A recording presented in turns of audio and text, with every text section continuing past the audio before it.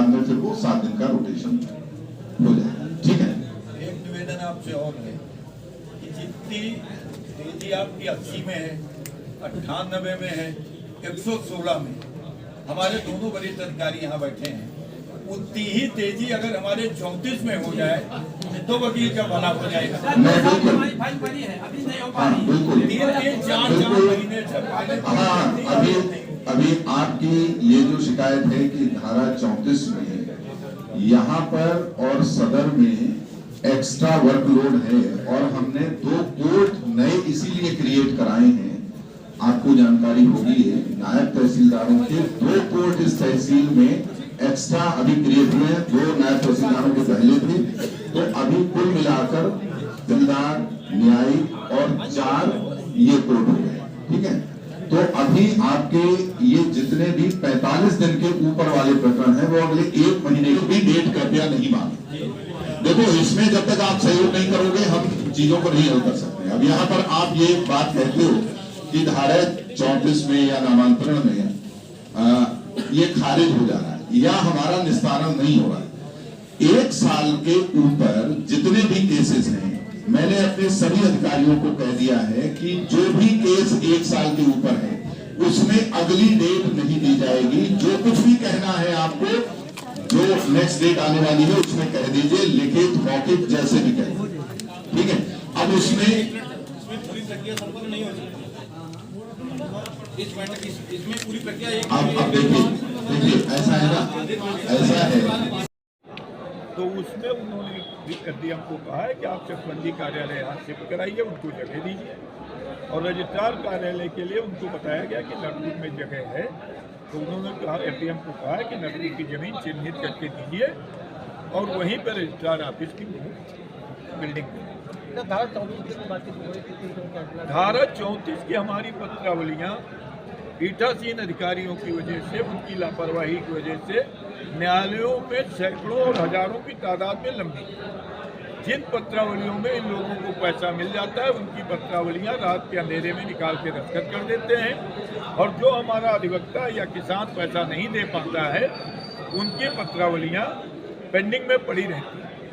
तो डीएम साहब ने कहा है कि मैं उसका अभियान चला के निस्तारण करूँ।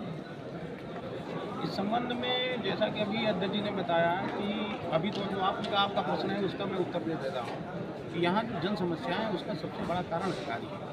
दरअसल अधिकारियों के अंदर जो निरंकुशता व्याप्त है उसकी वजह से अधिकारी अपना काम जिम्मेदारी को कर ही नहीं पाते। जैसे कि अध्यक्ष जी ने भी बताया कि जिन समस्याओं को लेकर के हमने पूर्व में भी अवगत कराया गया, जैसे कि अभी जो ज्ञापन दिए गए हैं उन ज्ञापन के संबंध में भी मैंने पूर्व में ही अवगत कराया था और डीएम महोदय को दिया गया था कि यहाँ से जो चकबंदी कार्यालय है उसको, चूँकि सरोजी नगर का चकबंदी कार्यालय है तो सरोजी नगर कैंपस में होना चाहिए, लेकिन यहाँ आप लोगों के द्वारा कोई भी उसमें जो है जिम्मेदारी पूर्वक ना तो निर्णय लिया गया और ना ही फिर हमको दोबारा आज फिर से ज्ञापन देना पड़ा। उसके पूर्व में मैंने एक और ज्ञापन दिया था कि जो यहाँ पर जाम लगता है रजिस्ट्री ऑफिस की वजह से, तो सरोजी नगर में करके इसको जितना हो सके सरोजी नगर तहसील के कैंपस के नज़दीक किया गया, परंतु इन लोगों के द्वारा अभी जैसे कि उप जिलाधिकारी महोदय द्वारा यह अवगत कराया गया डीएम साहब को कि औरंगाबाद जागीर में हमने दिया, तो हमने कहा औरंगाबाद जागीर में देने का कोई मतलब ही नहीं है, वहाँ से तहसील बहुत दूरी पे है, कि उसको हमारे तहसील प्रांगण के आसपास दिया जाए।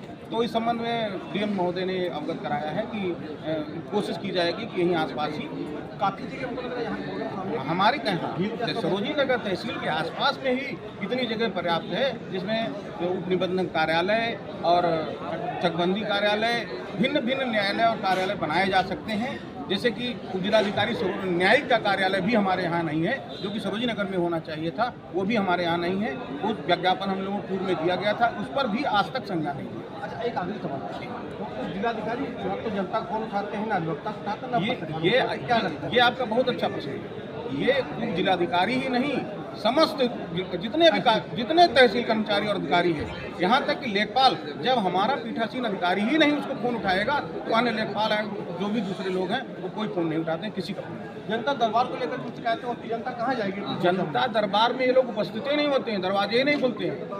दरवाजे तो रात के 8 बजे खुलते हैं, 5 बजे बंद हो जाते हैं, उसके बाद दिखाने के लिए 5 बजे बंद, पीछे सारे दरवाजे खुले हैं। रात के समय ज़्यादा काम होता है। बिल्कुल होता है। जनता तो रात में आती नहीं, फिर आता कौन है? यही तो प्रॉपर्टी डीलर और दलाल आते हैं प्रॉपर्टी के दलालों का काम। रात में पीछे आवासों पे मंडी लगती है, और इस संबंध में मैंने उप जिलाधिकारी को व्यक्तिगत रूप से कहा था, तो उन्होंने कहा था कि मैं 6 बजे के बाद वहाँ ताला बंद करा दूंगा, कुछ नहीं होगा, कोई नहीं जाएगा। लेकिन वास्तविकता ये है कि यदि अगर 6 बजे के बाद आप लिफ्टिंग ऑपरेशन करोगे तो वहाँ आवासों पे आपको मंडी लगी हुई मिलेगी। क्रेता और विक्रेता का मूल भाव हो रहा होता प्रॉपर्टी डीलरों से कि कितने में आदेश करना और कितने में नहीं। धारा 24 का जहाँ तक सवाल है, सबसे ज़्यादा इसमें करप्शन है। जो डीलर हैं हमारे तहसील, क्योंकि शहर का विस्तार हो रहा है, शहर के विस्तार होने की वजह से तमाम पैमाइश की कार्यवाही चल रही है। किसान की पैमाइश नहीं होती, पर प्रॉपर्टी डीलरों की पैमाइश हो रही है।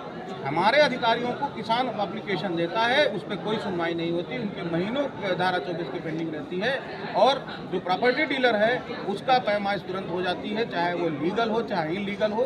हर प्रॉपर्टी डीलर इनके अधिकारियों की, जो भ्रष्ट अधिकारी हैं, इनके जो है रहमो करम से बढ़ रहा है, आराम से हो रहा है। अच्छा, एक आखिरी सवाल और है कि तहसील में जो भी अधिकारी विभाग के आते हैं उनको कोई जवाबदेही नहीं तय होती। इनकी जवाबदेही इसलिए नहीं क्योंकि शासन पे इस तरह का कोई मतलब ही नहीं रह गया है। शासन में लगा दी जाती है कि इसमें यह है, इसमें यह है, इसमें यह है, जबकि जमीन और हकीकत वहाँ पे वर्तमान स्थिति पे नहीं जाया जाता था। बस बैठ करके कहीं भी बैठ करके सारी रिपोर्ट लगती है। अच्छा, तहसील दिवस, समाधान दिवस का कोई मकसद कोई मकसद नहीं, कोई मकसद नहीं। ये वसूली का एक माध्यम, एक वसूली का माध्यम, एक वसूली का माध्यम, इसका कोई मतलब और इसका कोई मतलब नहीं है। मैंने कहा 2-3 महीनों से लोग 2-3 सालों से एप्लीकेशन लेकर करोड़ों लेकर समस्या का समाधान नहीं हो रहा। एक तहसील दिवस में जो एप्लीकेशन दी गई थी 2021 में, उसका आज तक समाधान नहीं हुआ, और 2024 चल रहा है, उसका समाधान नहीं हुआ। सिर्फ खाली एक दिखावा हो रहा है, केवल दिखावा। तहसील दिवस कुछ नहीं। तहसील दिवस की स्थिति यह है कि मैंने एक व्यक्तिगत प्रार्थना पत्र विद्युत कनेक्शन के संबंध में पिछले तहसील दिवस में दिया। हमसे बिना पूछे, हमसे बिना जांच किए, बिना तथ्य और सबूत जुटाए उसको एक्सीएन महोदय ने निस्तारित करके भेज दिया कि विद्युत का संयोजन कर दिया गया है और निस्तारित की जाती है। जबकि उनमें शिकायत वास्तव में हमने संविदा कर्मी के पैसा मांगने की थी।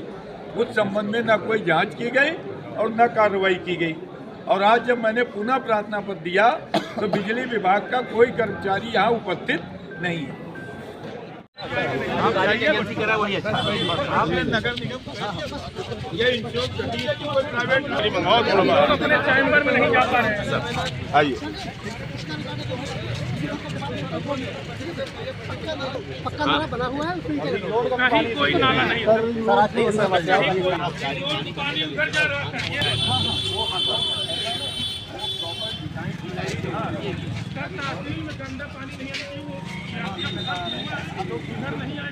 नाले में गंदा पानी आता है,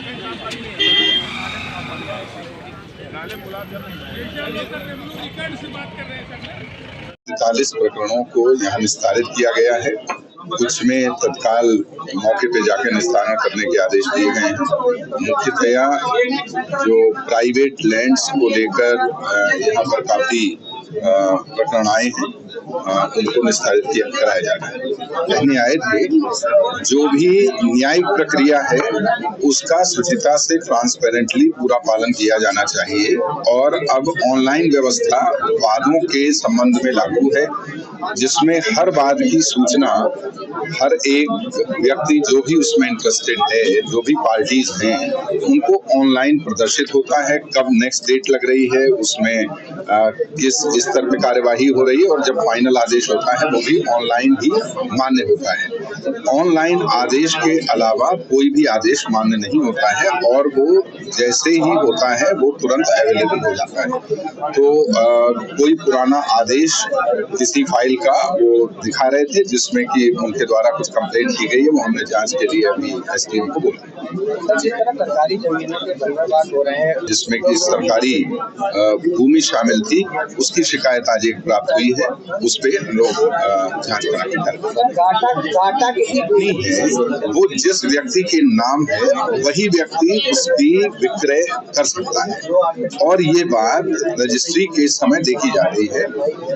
ये कुछ पुराने केसेस हैं जो इस तरह के विवाद जिससे होते थे, अभी इसको पूर्ण रूप से वेरीफाई करने के बाद ही रजिस्ट्री होती है, और अभी रजिस्ट्री से पहले जो दोनों पक्षों के डिटेल्स उसमें फीड करने होते हैं और खतौनी भी फीड करनी होती है, और उसको वेरीफाई करने के बाद ही उसका रजिस्ट्रेशन किया